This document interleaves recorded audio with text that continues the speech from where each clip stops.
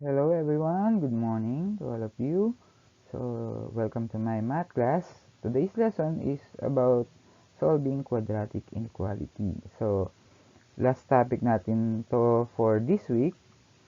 Okay, so, umpisa na natin. Let us now learn how to solve quadratic inequalities. Okay?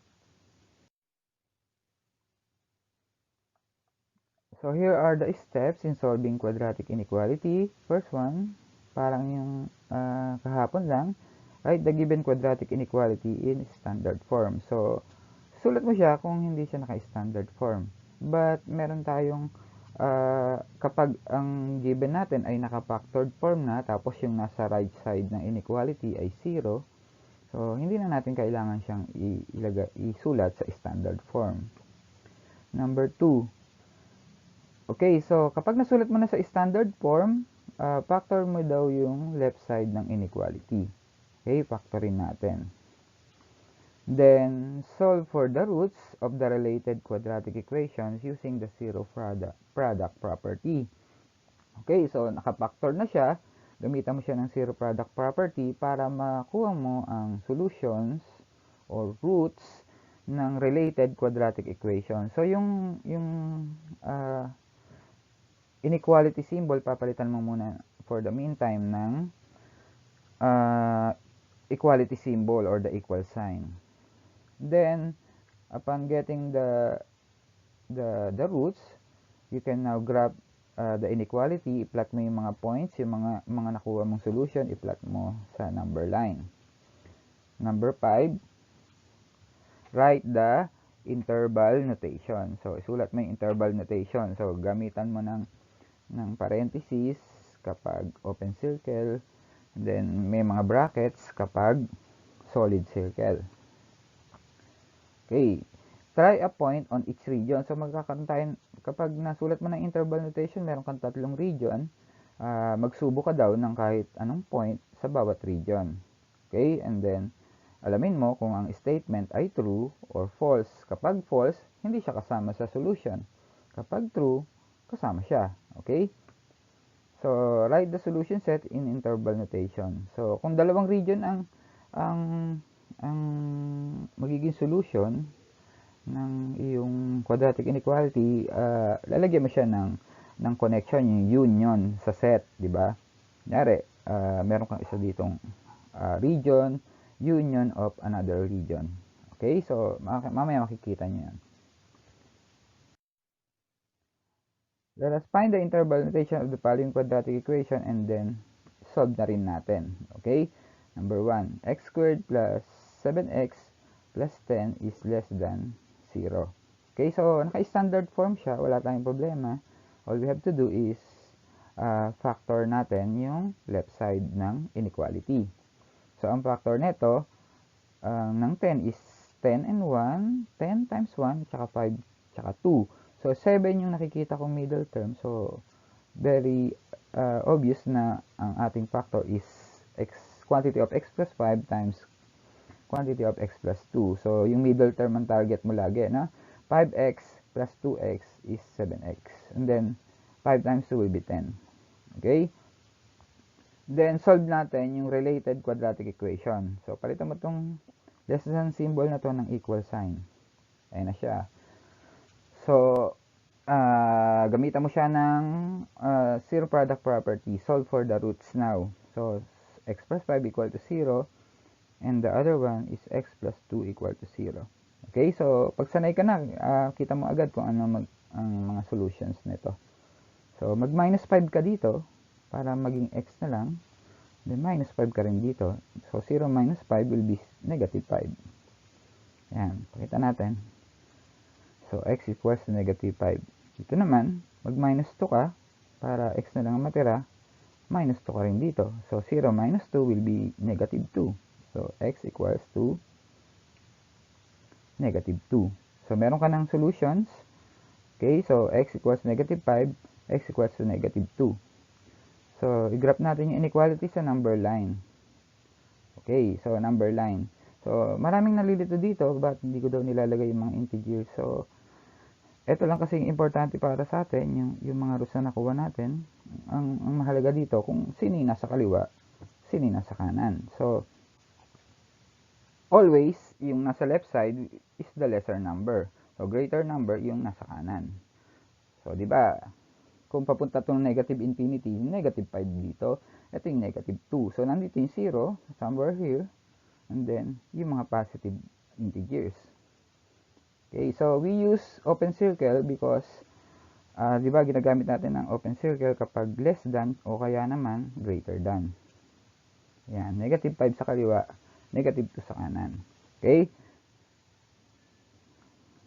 So, the interval notation will be open parenthesis, negative infinity up to negative 5, close parenthesis. Yan ang first region natin. Second region will be open parenthesis, negative 5 up to negative 2, close parenthesis. Open parenthesis, negative 2 up to the positive infinity, close parenthesis. Okay, notice that we uses parenthesis here because yung negative 5 hindi kasama yan. Okay, so negative 5 yung point na yan is not included. So likewise yung negative 2 not included siya. So kapag magte-test points ka, hindi mo magagamit yung negative 5 tsaka negative 2. Okay. So hanap tayo ng point. Let us try computing some points na nandito sa region na to. So, hindi kasama yung negative 5. So, sabi kasi dito, negative infinity up to negative 5. So, mula sa negative infinity daw hanggang negative 5. Pero hindi kasama yung negative 5. So, gawin na lang natin, subukan na lang natin yung negative 6, yung katabi niya. Ha? Negative 6. So, try natin. I-substitute natin ngayon. Pwede dito or here. So, sa standard form na lang para mas madali. So, yung x, papalitan natin ng negative 6. Okay, so negative 6 squared plus 7 times negative 6 plus 10 is less than 0.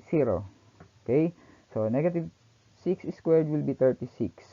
And then 7 times negative 6 is negative 42 plus 10 less than 0. Okay, para mapadali ka sa pag-a-add dito, unahin mo muna yung parehong positive. Ganun din naman ang kakalabasan nun using the commutative property. 36 plus 10 will be 46 minus 42. So, the answer will be 4. So, ang 4 is less than 0 daw. So, ang 4 ba ay less than sa 0? So, ang 4 ay nasa kanan ng 0, diba? So, greater yon. So, that is a false statement. Okay, tingin naman tayo dito. Mula negative 5 daw hanggang negative 2. So, negative 5, katabi niya negative 4, negative 3, negative 4, tsaka negative 3. Tapos negative 2. So, hindi kasama yung negative 5, negative 2. So, pwede rin naman mga decimals, pwede rin fractions na nasa gitna nila. But, I suggest mga integers na lang. So, let us try negative 4. So, negative 4, nandito yon, katabi ng negative 5. Okay?